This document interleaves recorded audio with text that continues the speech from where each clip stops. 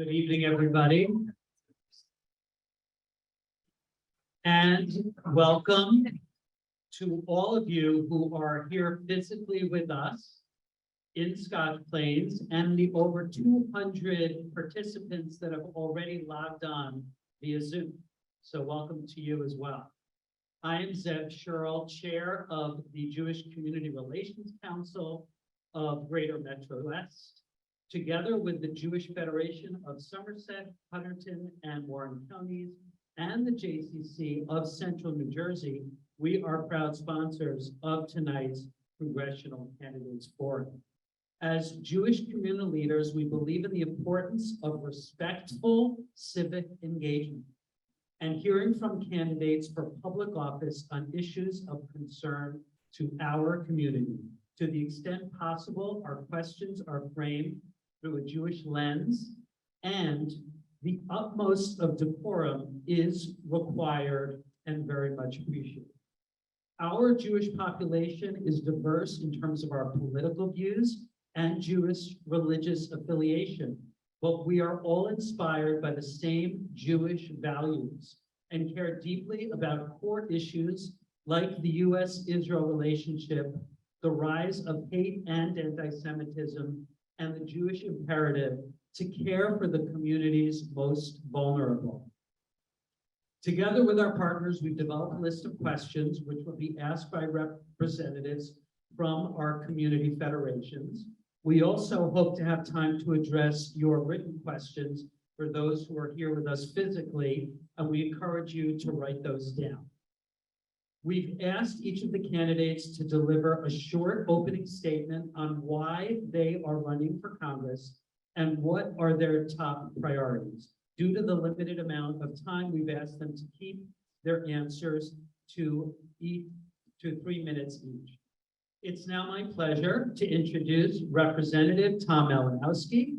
First elected to Congress in 2018, Representative Malinowski serves on the House Foreign Affairs, Transportation and Infrastructure, and Homeland Security Committees. He's also a member of the Problem Solvers Caucus, a bipartisan group of lawmakers in the House of Representatives who seek to foster bipartisan cooperation on key policy issues. Congressman, thank you for being with us. The floor is now yours for opening remarks.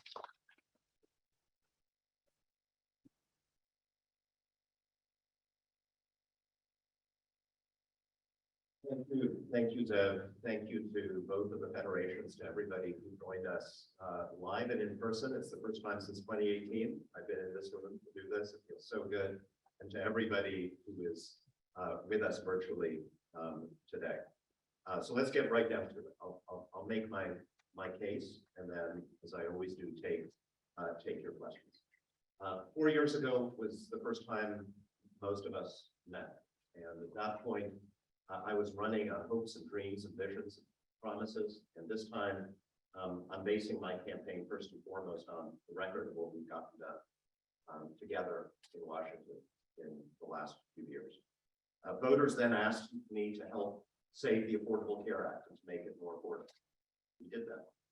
They asked me to do something about the absurdly high prices that our seniors pay for prescription drugs, to allow Medicare, for example, to negotiate the price of drugs with our pharmaceutical companies. We did that too. They asked me to try to help deliver the thing that New Jersey needs the most from the federal government, and that's investment in our infrastructure. And we did that as well, the biggest investment in American infrastructure in the history of this country. They asked then that we do something about the bleeding of American jobs to other countries, and more recently, to do something about the supply chain crisis that is one of the main causes of the inflation that we're suffering. We passed the CHIPS and Science Act this year to do exactly that. They asked me to try to help protect our kids from gun violence. And we finally beat the NRA and passed the first gun violence prevention bill in 3 decades in Washington. And they asked me to do something to secure those kids' futures from climate change. And sure enough, we did pass the biggest investment in fighting climate change in this country's or any country's history. I've been active in Washington on foreign policy, which has been my lifelong cause, whether supporting the struggle of the brave people in Ukraine to fight off this horrible invasion from Russia, or consistently, as I hope you know, supporting the state of Israel, our relationship with the state of Israel, and the values that underpin our relationship with the state of Israel. I'm proud in this race to be endorsed by all of the major pro-Israel organizations in the United States. So I'm running on my record. I'm also running on what still needs to get done. There's so much. My to-do list is longer than my got done list on the economy, on the environment, on gun violence, on so many other issues. Unfortunately, if we win the requisite majorities, our first task in the next Congress is going to have to be to pass legislation codifying once and for all the rights and freedoms that American women lost when the Supreme Court overturned the decision, the Roe versus Wade decision. So those are some of the issues that I'm running on. But the case I want to make to you today is that this election is not just about divisions over issues. I don't think the main division in our country right now is really Republican versus Democrat, left versus right, liberal versus conservative. Those divisions still matter, but if they were as fundamental as they were in the past, well, Liz Cheney and I would not be on the same side, on the same team in this election. I think all of us know there's something wrong in our politics. There's a force out there that is supported, encouraged, mobilized by a former president of the United States, a force that is unwilling to accept the results of elections, that loses, a force that claims to support the police and law enforcement, unless law enforcement tries to enforce the law against their leader, a force that is spreading some of the most vile conspiracy theories, QAnon, which is basically the modern online version of the ancient blood libel. It is now believed by millions of our fellow Americans. Horrible, hateful ideas, Christian nationalism, even worse, white replacement theory, which is not just an idea on the fringes, but an idea that has been mentioned about 400 times on the most highly rated Fox News program, that has been promoted by some of the leading politicians in this country in recent years. So it's not just the fringe. And we know from history where those kinds of ideas lead. And we also know from history that they spread not because majorities ever embraced them. Majorities in history have never embraced extremism, I think, in any country. They spread when good people do nothing, when good people are silent, when good people are passive. They spread when people who should know better go along out of either cowardice or opportunism. And that's why our race is important. I've got an opponent. You're going to have a chance to talk to him soon. I'm disappointed in him. He had a chance to run this race against me as a conservative Republican, differing with me on economic issues, presenting a different vision of what government should and shouldn't do for people. Instead of running as a traditional Republican in the tradition of Reagan and Bush and Kean, he decided to run to the far right, embracing former President Trump, putting out a message to his voters in the primary election that he would stand with Trump, that he would have Trump's back, his own words, no matter what Trump does. Even believing he could get away with having a website for moderates, which he says things that everyone would agree with, and a second hidden website where he puts out the more hard right MAGA agenda. Well, I'm very curious to see what he has to say to you later today. But in a sense, I would argue to you that it's a bit late, because what's really needed in a moment like this in American history, and this is the fundamental case I want to make to you, is persistence and consistency. We need leaders who are persistent and consistent in defense of our democracy, in defense of our Constitution, and in opposition to extremism.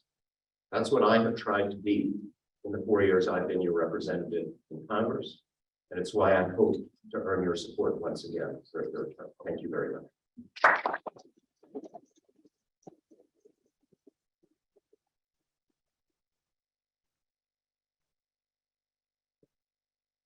Thank you, Tom. Congressman. I'm Sherry Goldberg from Greater MetroWest Federation. And before we begin, I would like to inform the audience that if you'd like any index cards or pens to write questions, please raise your hand now and they will be handed out to you and you will ask those questions after we finish our prepared questions. So, as an important ideal of the Jewish community is Tikkun Olam, which means repairing the world. Here at Jewish Federation, we work with a number of different organizations to provide for vulnerable individuals, senior citizens, Holocaust survivors, people with disabilities, and other overlooked groups. How will you fight these struggling communities? How will you fight for these struggling communities and embody this idea of Tikkun Olam if re-elected to Congress?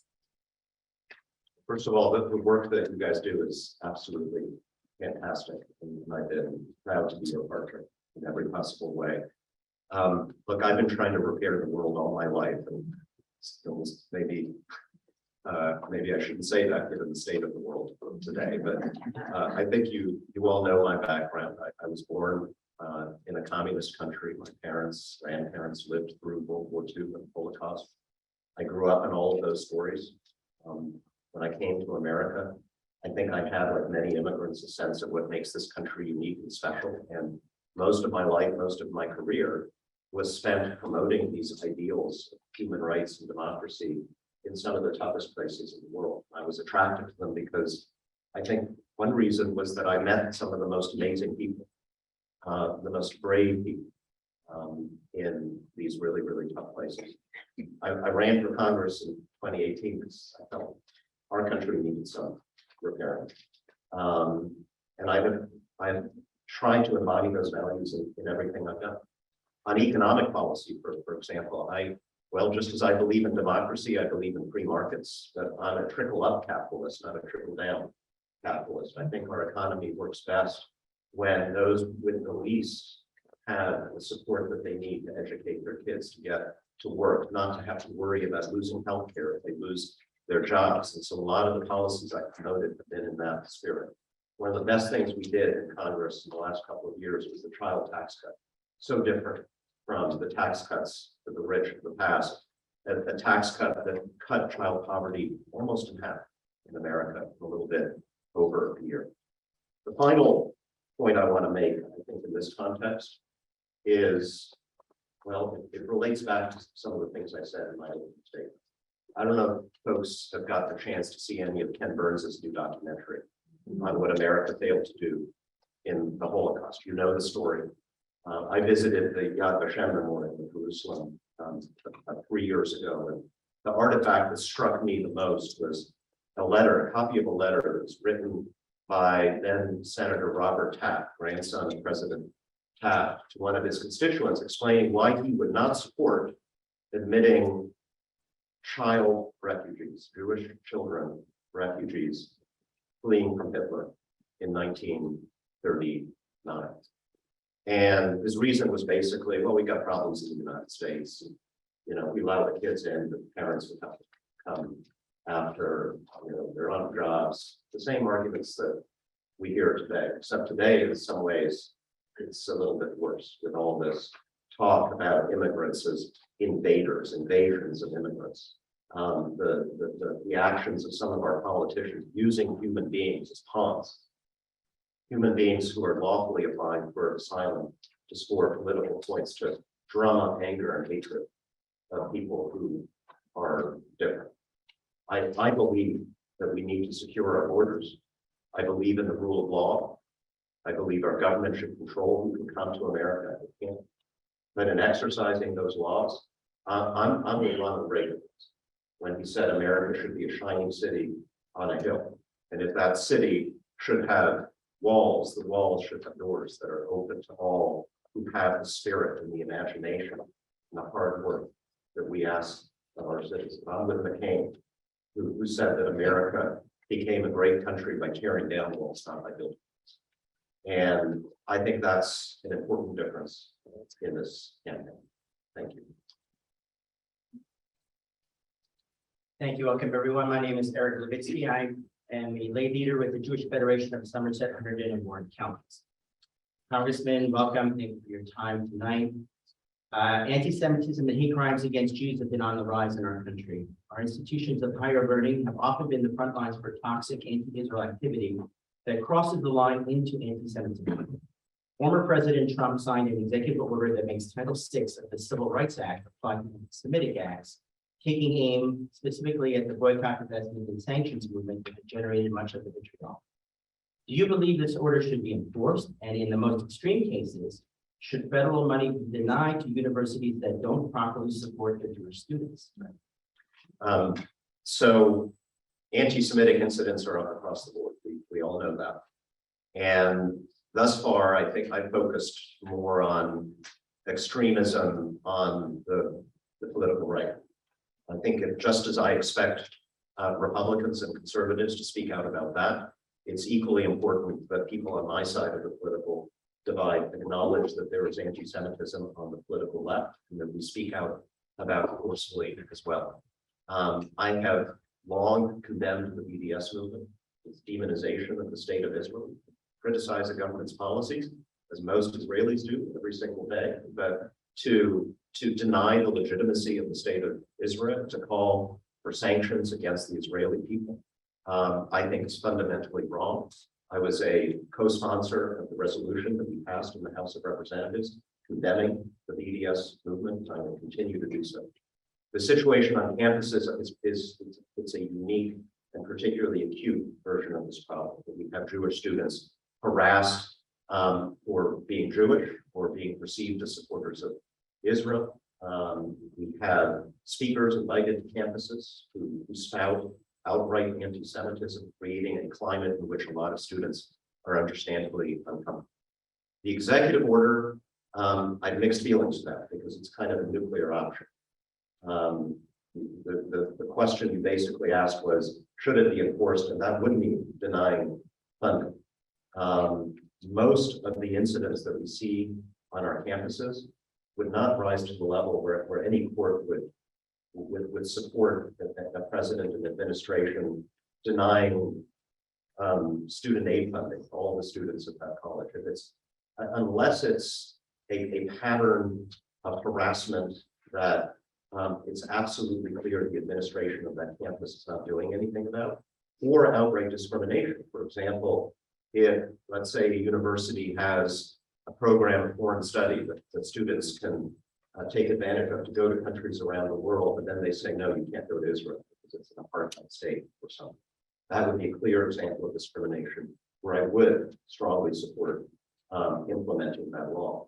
But most of the cases that we have seen, it's probably going to be too blunt an instrument. And so what we need is for leaders, the most basic thing, for leaders to speak up when it happens, university leaders, political leaders. In some cases at universities, we have seen that happen. In other cases, we've seen university leaders be very, very passive, very, very reactive. And that's wrong. And that's where political leaders need to speak up and enter the fray as well. Thank you.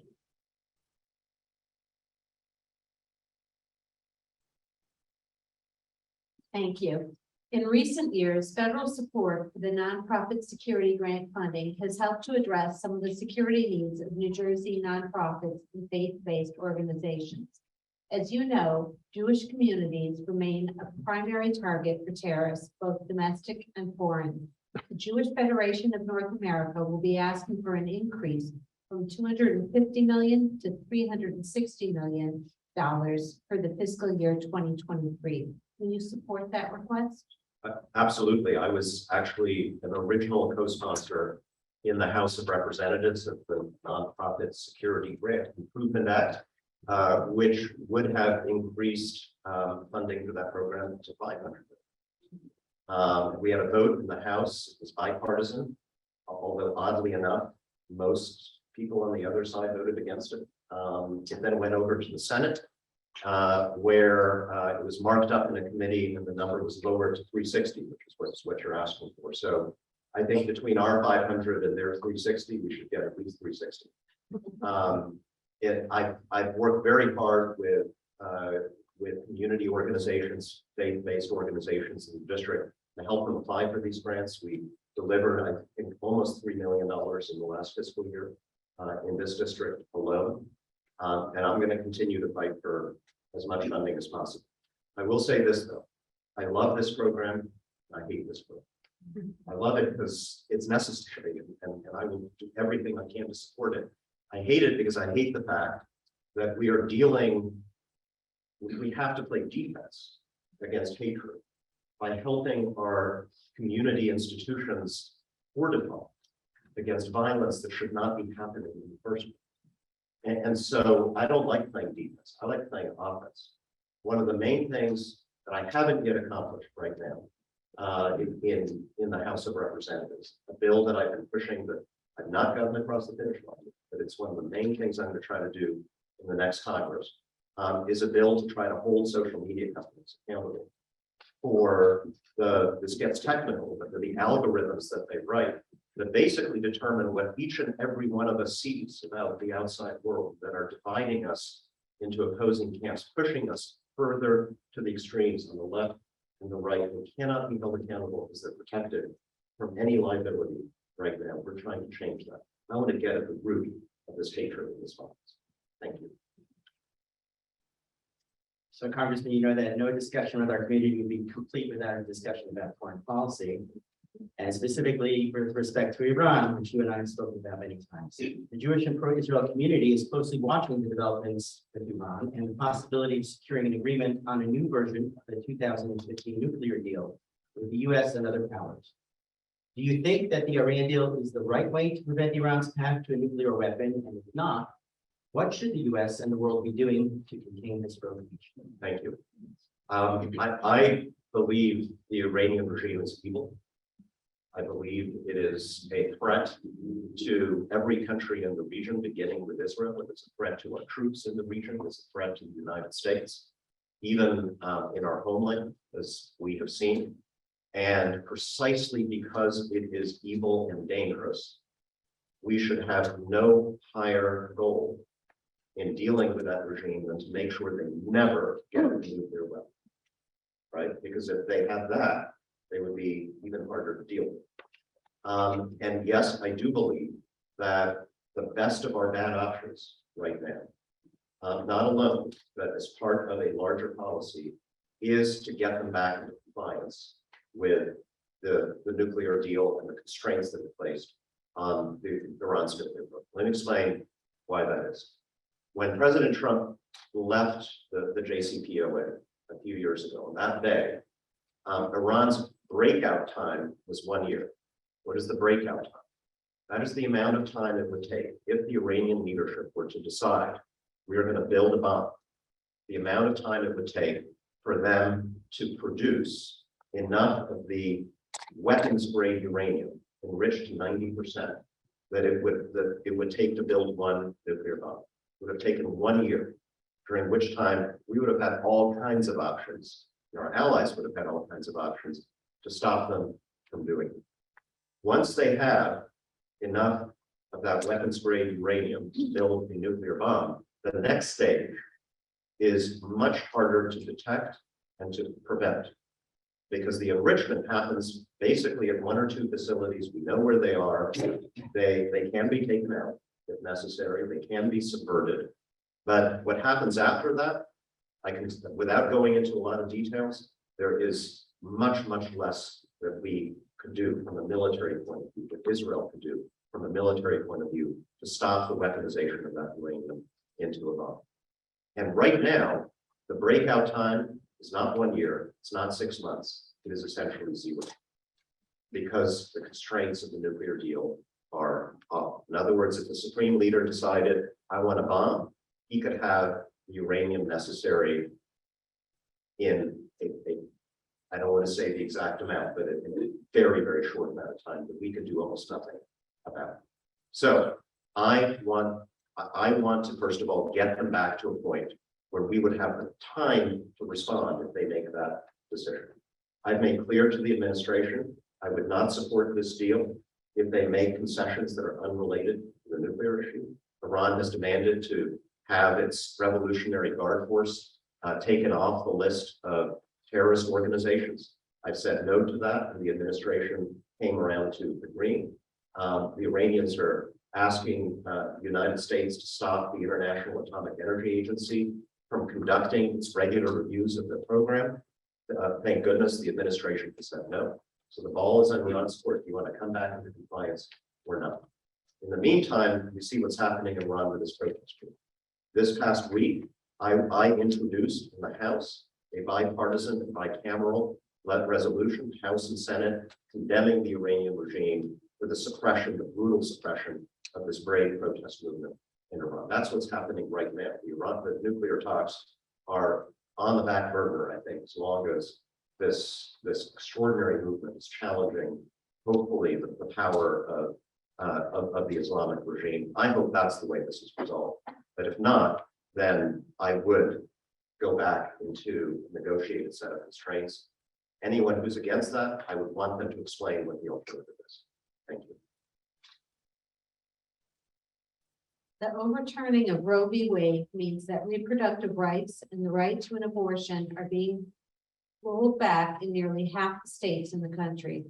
Where do you stand on this recent Supreme Court decision? And what do you say to women who feel that they've just been denied a constitutional protection that was law for nearly 50 years? It was a terrible decision. They have been denied a protection that was the law of the land for more than 50 years. And what's worse is what's happening in half the states across our country, where laws have gone back into effect that criminalize abortion, in some cases from the point of conception. We have extraordinary consequences that are being felt already. Yesterday, I shared a story from Texas about a 14-year-old girl who has relied all of her life on life-saving medicine to deal with debilitating arthritis and problems like that. And that same medicine, unfortunately, happens to be used in certain abortions when there's an ectopic pregnancy. And for that reason, because she was a girl asking for that medicine, she was denied. What's she going to do? She has to go to another state now to get life-saving medicine. Thankfully, there are still states like New Jersey where we haven't done this. Women who have miscarriages now run the risk of being suspected of committing a crime. Doctors who help them now run the risk of being suspected of committing a crime. There will be women in situations of grave peril to their lives, waiting for doctors who are then waiting for panels of bureaucrats who are going to have to then decide whether a medical procedure to save that woman's life is allowed. This is happening in the United States right now. And there is an enormous difference here between myself and my home. I support, as I said at the outset, I support codifying the rights and freedoms that were taken away by the Supreme Court on that day into the law of the land once and for all, not just for abortion, for contraception, for the freedom to marry, for the freedom to travel across state lines to get healthcare procedures. My opponent voted on his last day in the New Jersey State Senate against codifying those rights and freedoms for women in the state of New Jersey. I don't know what he'll tell you. He's been telling people recently he's pro-choice. Well, he wasn't pro-choice on the day he voted against codifying Roe v. Wade for the state of New Jersey. And I don't believe he'll be pro-choice on the day if he is elected, when a Republican House of Representatives will do what their leadership have promised to do, and that is to pass a nationwide ban on abortion that will overturn our laws in the state of New Jersey. Politics in this country have become fiercely partisan and bitterly divisive. How do you propose to restore faith in our political system and reach across the aisle in the spirit of bipartisanship to tackle our nation's problems? Simple question. One way to restore faith is to get things done. I think one reason President Trump won in 2016 is Americans lost faith in the ability of government simply to deliver them on the issues that matter. I think we've had, especially the last year, probably the most productive session of the United States Congress in over a generation.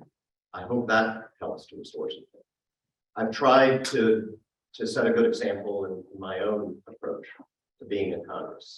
It was mentioned I'm a member of the Bipartisan Problem Solvers Caucus. It's the only functioning bipartisan group in the House of Representatives. We basically wrote the infrastructure, the basis for the bill that became the infrastructure. It's been successful.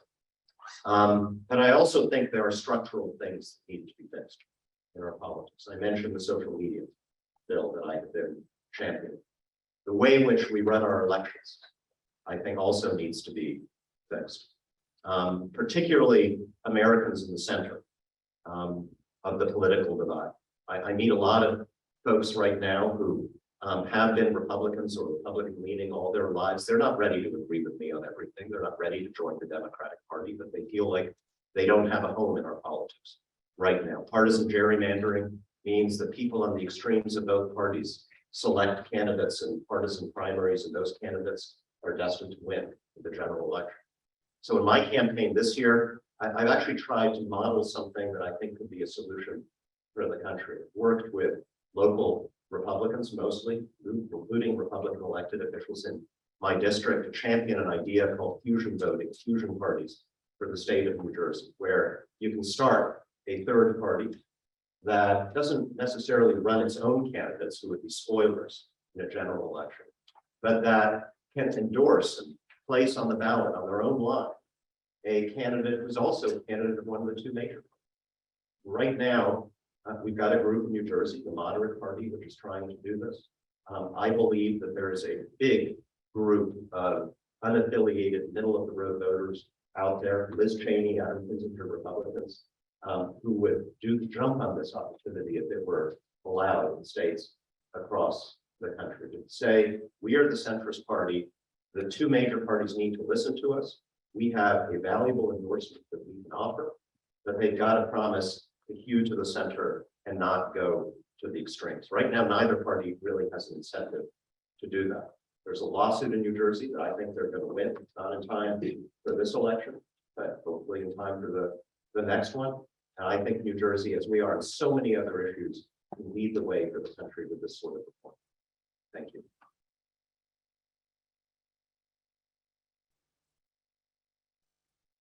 Great, thank you. For your last prepared question, we want to give you the opportunity to set the record straight.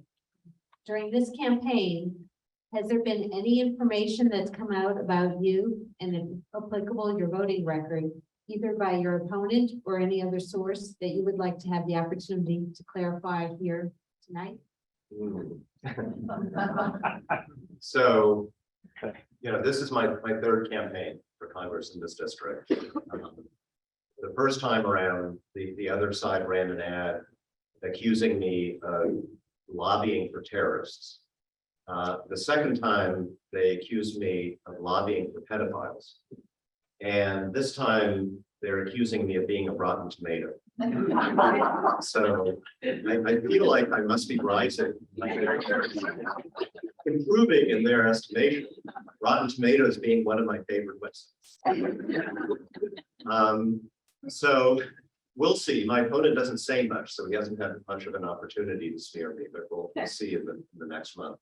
I think, there are these silly ads out there that focus on a very real issue, right? Focus on the hardship that Americans are experiencing, all of us, with the inflation that we're feeling today. But which I do think are, well, to call them simplistic might be a little cut.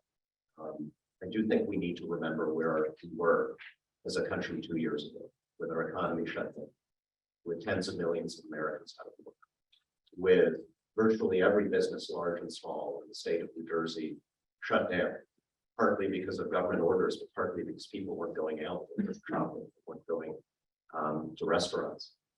And we were at a point where if we didn't do something big and fast, and yes, that meant spending money, those businesses would not have come back.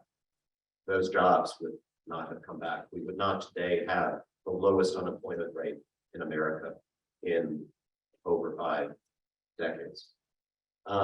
And so I don't, that's an argument that I hope we can have in a real debate. I certainly don't apologize for supporting spending at the federal level that rescued the American economy. My opponent actually took some of that money for business that he owns. He doesn't mention that. There's a little bit of hypocrisy out there on questions like that.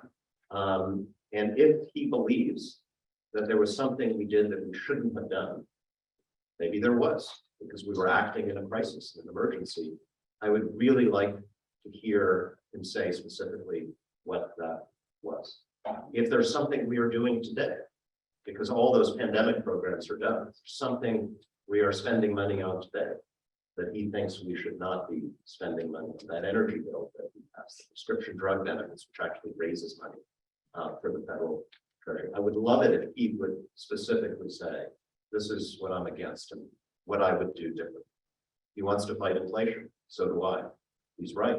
What would he do that is different from what we are doing? I've looked on both of his websites and I can't seem to find the answer. Thank you.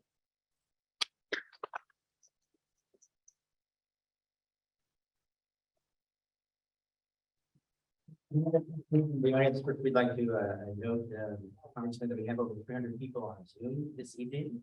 So it is a nice audience, and we have a lovely audience here as well.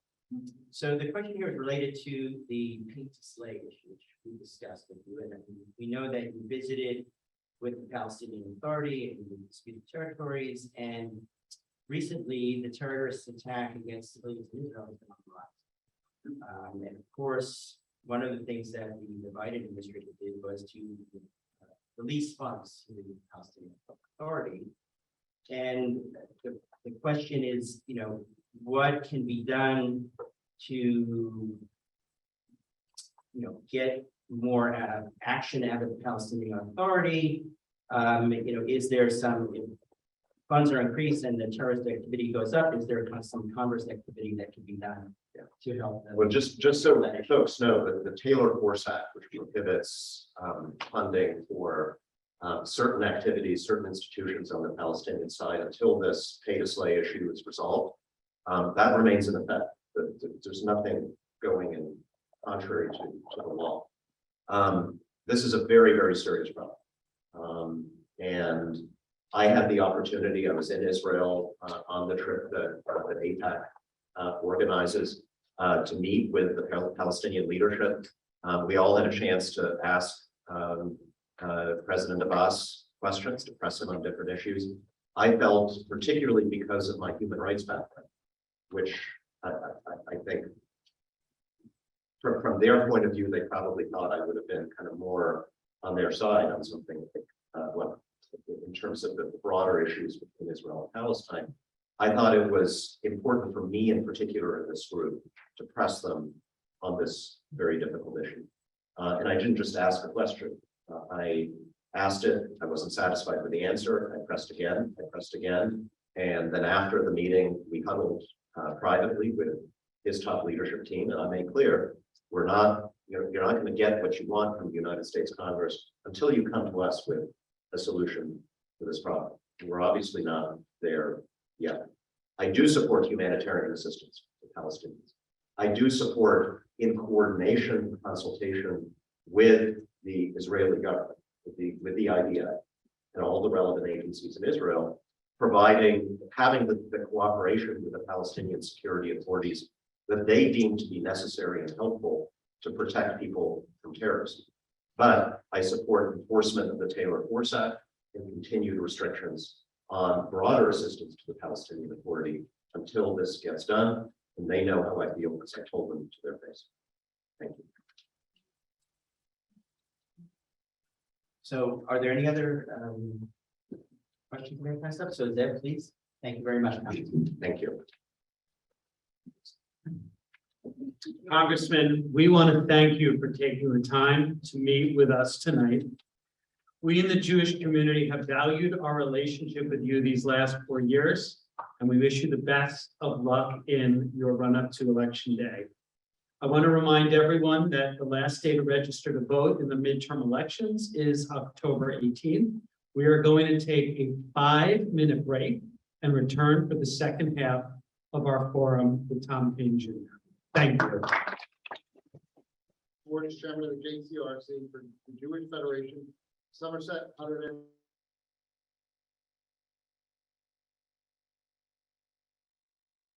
District, Tom Kean Jr.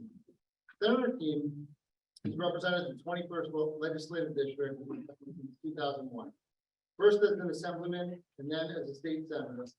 14 of those years as Senate Minority Leader. Senator Kean served on the Senate Higher Education, Senate Commerce, and Senate Legislative Oversight Committees.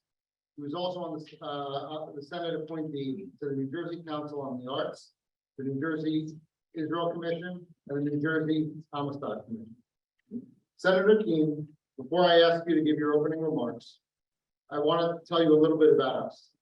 As you know, there are two Jewish federations sponsoring tonight's event. The Jewish Federation of Somerset, Hunterdon, and Warren counties, and the Jewish Federation of Greater MetroWest. We are a diverse community in terms of our political views and Jewish religious affiliation, but we are all inspired by the same Jewish values and care deeply about the core issues like the U.S.-Israel relationship, the rise of hate and anti-Semitism, and the Jewish imperative to care for the communities most vulnerable. I want to remind everyone that following Senator Kean's remarks and the Q&A with our panelists, we'll be taking questions from the audience. If you have a question, please put it down on the index card by your seat and hand it to the staff where it will be collected. We'll try to get to as many questions as possible. Senator Kean, thank you for being with us tonight to address the issues we care about. The floor is now yours for your opening remarks. Thank you.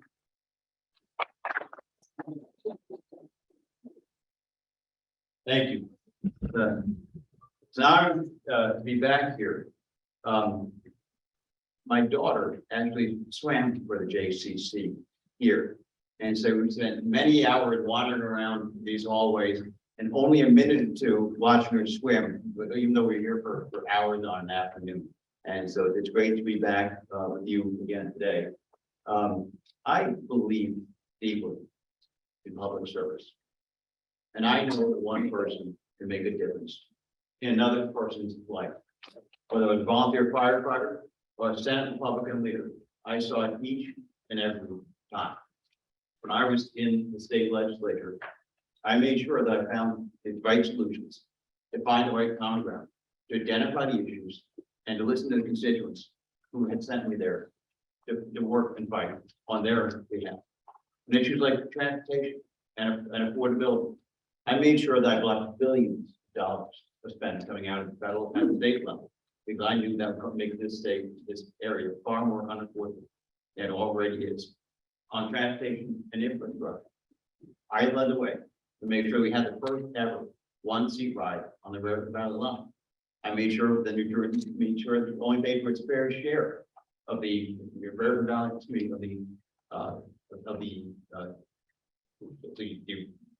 excuse me, start that again. I made sure that New Jersey didn't overpay more than we should have on things like the important transportation infrastructure crossing through the Hudson. I made sure I also led the way to ensure that we had our one-seat ride stay area. That type of solutions, that type of finding the answers are who we need down in Washington, D.C. right now. Now we're focusing on issues that are important to all of us, whether it's generational injustice, like blue colors or bell lands, where making sure that those people who move to this area to raise their families, that's the type of leadership we need to bring down to Washington, D.C. Now, when we look at what's going on right now, the issues, they're national in scope. And we look at see the massive spending that's causing the inflation. My opponent, he refused to listen to economists, of whether they be Republican or Democrat alike, to make sure that he voted first and foremost to follow Nancy Pelosi, rather than listen to his constituents. And he made sure he followed their lead. And that inflation and that out of control spending is impacting everybody here. The grocery prices are higher now because of his out of control spending. The supply chain issues are not solved because he followed Nancy Pelosi's lead and Joe Biden's lead each and every step of the way. When we're looking at the issues like energy and independence, the gas prices now are higher than they've ever been. I was talking to a friend of mine from Raleigh, and he says that the average cost of his home is increasing by $800 a month. That's unaffordable and pricing so many people out of this state and out of this economy. So we need an energy solution to actually solve the problems like I have led the way on the state level. Those are the solutions and the ideas that I will go down to Washington, D.C. and lead the way, as I have on the Gateway Tunnel to ensure that we have, that New Jersey paying only its fair share. Make sure I block billions of dollars of irresponsible spending, not voting for things that have ski slopes and golf courses, now, irresponsible spending. We need a leader who can go down to Washington D.C., find the common ground, as I've done, whether I've been the majority, or whether I've been the minority, or I've been in a split chamber, whether I've had a Republican governor or a Democratic governor elect. I've always led the way to listen to your needs and to your concerns, to find the right solutions and the right opportunities to make this great state an even better place to live, to work, and to raise a family. Thank you.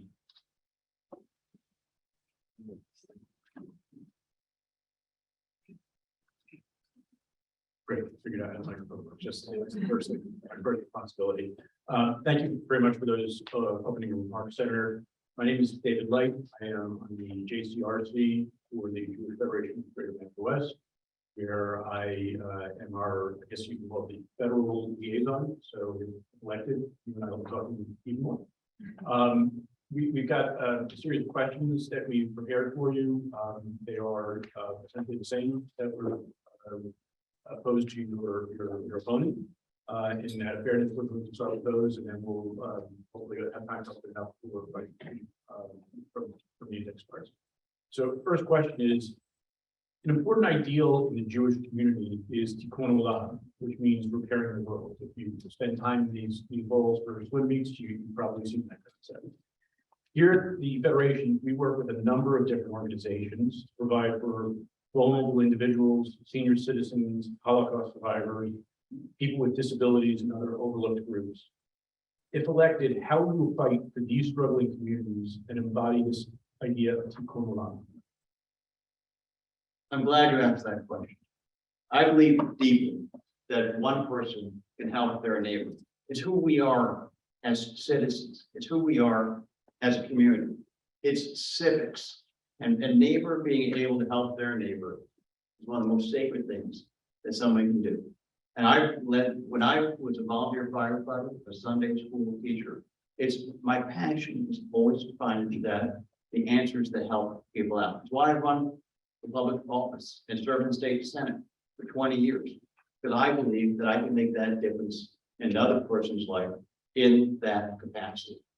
So when we look at how to protect the most vulnerable, when I led the way in the state legislature, when we had parity that didn't exist between physical health issues and addiction services, mental health, I worked to find that solution. So we found that solution. When we saw that the developmental disability division was broken, I created a law that found and had an ombudsman, so that we have that person, the family members could call first and foremost and say, what's the problem?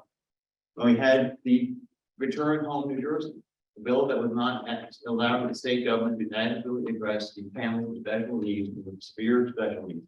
So I was the one who found the common ground and found that solution on issues related to affordability, to energy, and education. I've always conducted my life and my career to make sure that we make a difference for our neighbor, and by helping our neighbor make the world a better place and all of our responsibilities. Thank you. I'm Deborah Harrison. I'm a board member of the Jewish Federation of Somerset, Hunterdon, and Warren County. As we know, anti-Semitism and hate crimes against Jews have been on the rise in this country. Our institutions of higher learning have often been the front lines for toxic anti-Israel activity that crosses the line into anti-Semitism. Former President Trump signed an executive order that makes Title VI of the Civil Rights Act apply to anti-Semitic acts taken aim at the boycott, divestment, and sanctions movement that has generated much of this vitriol. Do you believe this order should be enforced? And in the most extreme cases, should federal money be denied to universities that don't properly support their Jewish students? I do believe that law should be enforced. We have to stand up against anti-Semitism wherever we see it, in any institution here or abroad. My grandfather served in the House for 20 years, and he was the first member of Congress to speak out against the Holocaust on the House floor. I would raise, very clearly and say, we have to stand up to anti-Semitism wherever we can. I toured Auschwitz when I was a college student. I met with Hughesness in Moscow in '88. And when they said there may not be Soviet Union, but there will be a KGB, this is why we need to make sure that Israel exists, and we will go there when we can. When I landed, and I actually went with MetroWest to Israel for the first time, my first time in 2006, I landed on Yom HaShoah. And everybody got, the horns blared, and everybody got out of their cars. It is extraordinarily important, and we look at, across the globe, there are textbooks that don't even have Israel in it. Here at home, we need to stand up against anti-Semitism in higher education arena, where people with their clubs that now exist on college campuses that are not, that are anti-Semitic in their very nature. We have to make sure those clubs are open to all, and we stand up against anti-Semitism every single one. Thank you. In recent years, federal support for the nonprofit security grant funding has helped to address some of the security needs of New Jersey nonprofits and faith-based organizations. As you know, Jewish communities remain a primary target for terrorists, both domestic and foreign. The Jewish Federations of North America will be asking for an increase from $250 million to $360 million for fiscal year 2023. What's your position on that request? When I was in state legislature, I supported those types of funding grants, and we need to make sure that people feel safe in their places of worship. I would support those on a federal level as well. Thank you. The Jewish and pro-Israel community is closely watching developments with Iran and the possibility of securing an agreement on a new version of the 2015 nuclear deal with the US and other powers. Do you think the Iran deal is the right way to prevent Iran's path to a nuclear weapon? And if not, what should the US and the world be doing to contain this rogue nation?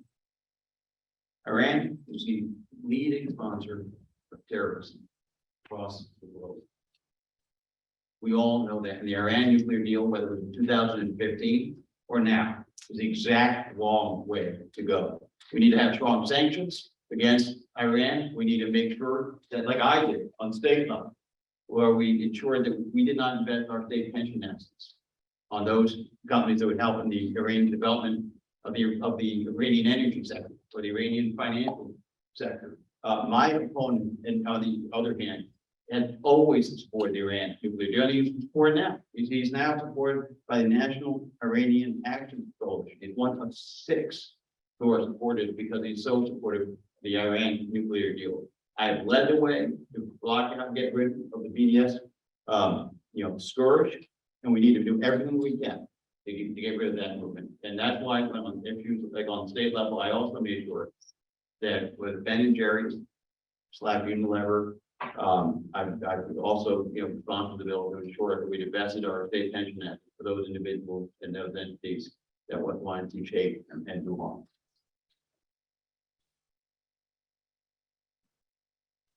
As I think everybody here knows, the Roe v. Wade decision was overturned by the Dobbs case a couple months ago, rolling back rights that people in this country were theirs for over 50 years. There was also a concurrence in that opinion that suggested that the right to marriage equality is also in jeopardy.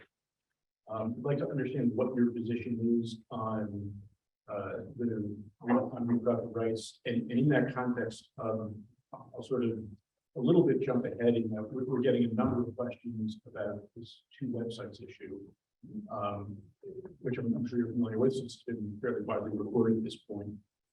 So in the context of that, I was looking at the website before this meeting, and I saw that one of the things that you pledged to do was, quote, protect the unborn from the egregious abortion laws proposed in New Jersey.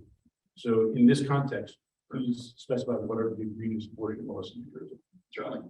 Well, Well, I support a woman's right to choose. I have a 20-year career in the state legislature to support that. And like most New Jerseyans, I support reasonable restrictions. Those include life and physical health and mental health of the mother and the baby, rape and incest, for example, with reasonable length of time to make a decision. My opponent, on the other hand, supports abortion on demand for birth.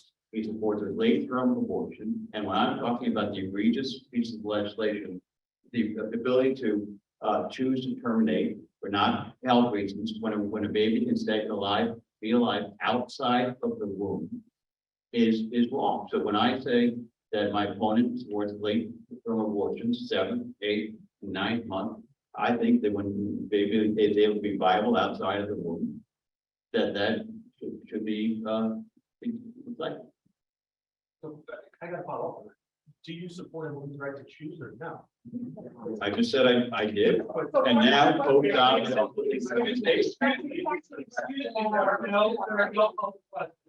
The only ones who are able to have questions. Thank you. Thank you. Can you hear the one that podium? Yes, if you do have a question, please do write it on the index card and we will answer it as you. Thank you. Politics in this country have become fiercely partisan and bitterly divisive. How do you propose to restore faith in our political system and reach across the aisle the spirit of bipartisanship to tackle our nation's problems? It's extraordinarily important that people have faith in their neighbors and have faith in the institutions, and that they know that Congress can get the job done. In the legislature, I've served in the majority, I've served in the minority, served in a split chamber. I've had Republican, Democratic governors alike. And whether we were focusing on issues, for example, like when I was in the Assembly, Alio series, which then the minority party, and we had an issue to extend voting hours from 7 a.m. to 6 a.m. so that voters could actually participate in democracy before they went to work, not on the way back. I went to Alio series and said, let's make this bipartisan. In fact, I think it was the first bill he'd ever had passed before he became Speaker of the House. Likewise, on environmental issues, on the transportation and infrastructure issues, finding solutions like the common sense, efforts that and you find the common ground on the federal level, like the cost of Gottheimer, it leads on the national level. We can find the solutions that can say, for example, on transportation and infrastructure, on healthcare, on infrastructure, on taxes and lowering them. Because the most important things we can do and the ways that people can trust the government is the more these pieces of legislation packed on a bipartisan basis, and we can have that as the original intent. Those are the things that stand the test of time. Something where people are invested, whether they're Republican or Democrat or whatever, whether people who are elected can say, this is why we're going to find this solution, find that common ground. That's the solution and the leadership that we need down in Washington, D.C. And I will lead those efforts just as I have in the state legislature. So we're getting a lot of questions on cards here, so I think we should turn to some of this. We're going to try to, they have some overlap on issues and themes, so I'm going to try to synthesize some of that. After September 11th, Congress convened a bipartisan commission to investigate what went wrong in terms of our intelligence, how things could have been handled differently, how they could have been handled better, and how we could prevent a similar attack on the country.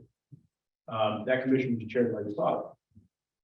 Today, we have a bipartisan commission in Congress investigating similar issues about the January 6th incident.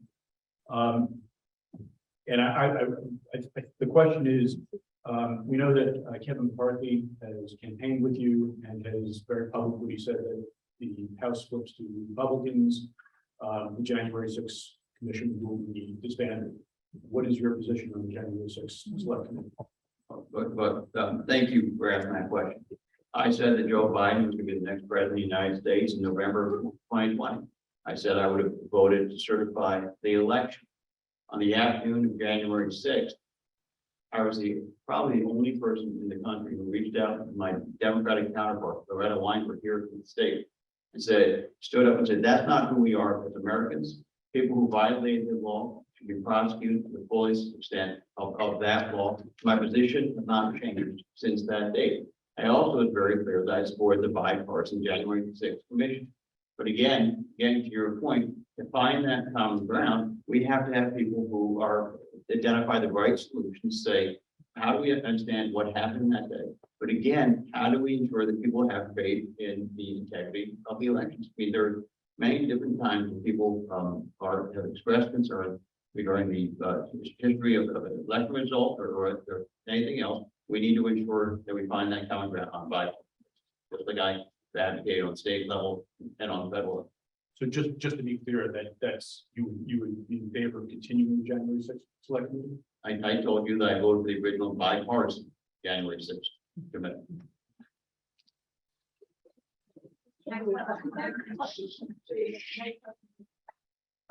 Next question is, could you clarify your position on reproductive rights? So, I support a woman's right to choose. I have a 20-year career in the legislature reflecting that fact. But I think there are reasonable exceptions that could be rape, incest, life and health of the mother. I mean, those are exceptions for a reasonable amount of time. So there's a very clear contrast from where I stand and where my opponent stands. He supports abortion on demand, late term abortions through 40 weeks. I believe that's unacceptable.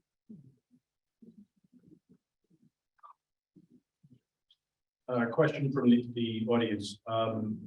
You presently have a B rating with the NRA. And as you're aware, New Jersey has a very popular state ban on assault weapons. If you are elected to Congress and a vote to ban assault weapons comes up for a vote, would you vote yes or no on a federal assault weapons ban? We all want to have our communities get safe.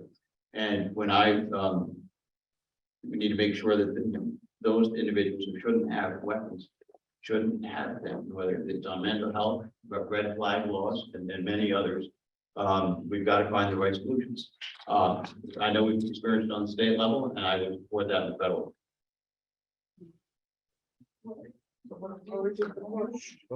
The ban, the answer. Another question from the audience. What is your position on the crisis in Ukraine and what role should America play? All of our hearts go out with what's been happening in Ukraine. And we should, as a country, everything we can to help our allies and those families in need, whether it's financial sanctions or any other way, weaponry, we can to make sure that we have the back of Ukrainian people. And I've stated that in the past. What's frustrating is that my opponent, when Putin invaded Crimea, he said sanctions were enough, as if that would stop Putin. When people were going around with telephotos and recordings to show that tanks are amassed along the border during the Olympics when they were in China, what should have happened at that juncture, we should have stepped up in front and said, these are the things that are going to happen. But right now, my opponent's been extraordinarily passive in the front up and leading up and led to the position of weakness. For example, on Afghanistan, one of the things that happened when Afghanistan, when our troops were pulled out, right now people are trying to find oversight in that regard and figure out what happened and why it did happen. My opponent just the other week would not have that type of oversight. When you're looking at things that are allowing Putin or Xi or the leaders in Iran or anywhere else, they are being empowered because of a policy of weakness that my opponent supports. So we have a number of questions here about what I'll call the two websites issue. And I'm not sure if everybody's familiar with this, and you should feel free to kind of explain it in your own words if I don't get it right. But there is a campaign website that is generally publicly available. There's another website that if you have the URL, you can certainly find it, but it's not linked to anywhere on your main website. We reported that the URL was emailed to a list of campaign supporters. So there are a number of questions about why the two websites and which one. And unlike my opponent, I don't scrub my website. My position has been consistent throughout my career in state legislature. As I said before, the bill that passed the state legislature that allowed for abortion up and through the 9th month was egregious. I voted against that piece of the legislature. I am pro-choice, have a 20-year career in the state legislature. With that record, I was very clear that the bill that allows abortion on demand through birth is too far, and I oppose that legislation. And is there a reason that that's not on the main public facing website? I've never changed anything on the website.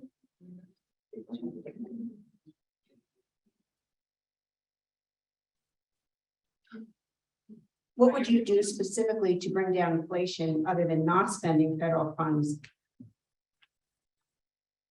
I blocked billions of dollars in spending that otherwise would have impacted everybody in this room, everybody across New Jersey.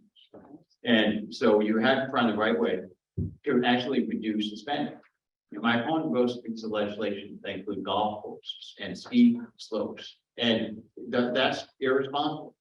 Bipartisan economists have said if you voted it this way and followed Nancy Pelosi's 100% of the time, that this very circumstance that we found ourselves would actually happen. And he ignored their advice, and he only listened to Nancy Pelosi and Joe Biden because they wanted to vote for their outcome. So what we need to do to stop inflation is cut the spending in responsible ways, as I have done on the state legislature. Also, make us energy independent. A couple short years ago, we were energy independent, and what we had was lower gas prices. Now, for me, 42% of our energy in the state comes from nuclear. We need to have nuclear. We need to have natural gas. We need to have solar and wind and everything in between. So we have all of the above energy strategy. If you have all of the above energy strategy, you're able to actually have more manufacturing here. You have more manufacturing here, whether it's pharmaceutical or chips or anything else. That's what allows us to be manufacturing more here, short the supply chain, make the overall cost of energy and transportation less. And then on top of that, make us more secure at home and abroad. I don't want to be in a situation where you have to be, when you charge a car, you have to be limited in the time you do. I don't want thermostats taken over by a utility for only 78 degrees, no matter what. We can solve the inflation issue and the affordability issue and the energy issue all at once by making sure we have all the above energy strategy that works to lower the overall cost of spending. And my opponent has voted for every single piece of legislation that he warned would cause this very set of circumstances. Thank you. And this is, I promise, the last question. It's your chance to set the record straight. During the campaign, has there been any information that's come out about you, about your voting records, either by your opponent, by any other source that you'd like now to have the opportunity to clarify? First, I want to thank you all for being here.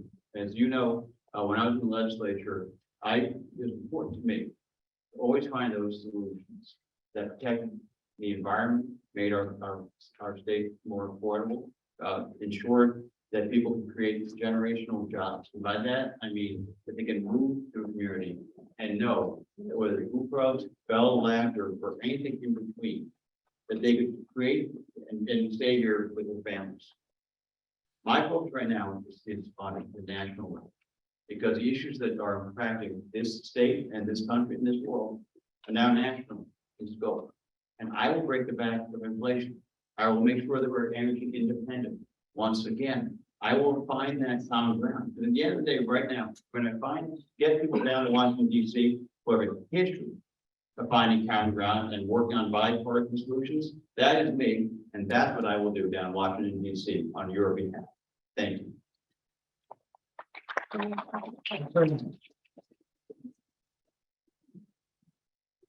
Thank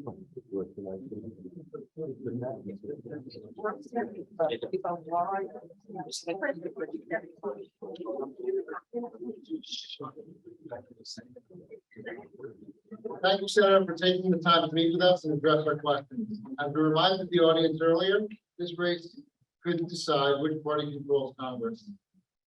We wish you luck in the next few weeks before the election, and want to remind everyone that the midterm elections is Tuesday, November 8th. So mark your calendars and don't forget to vote. To everyone here and those joining remotely, thank you for being with us tonight.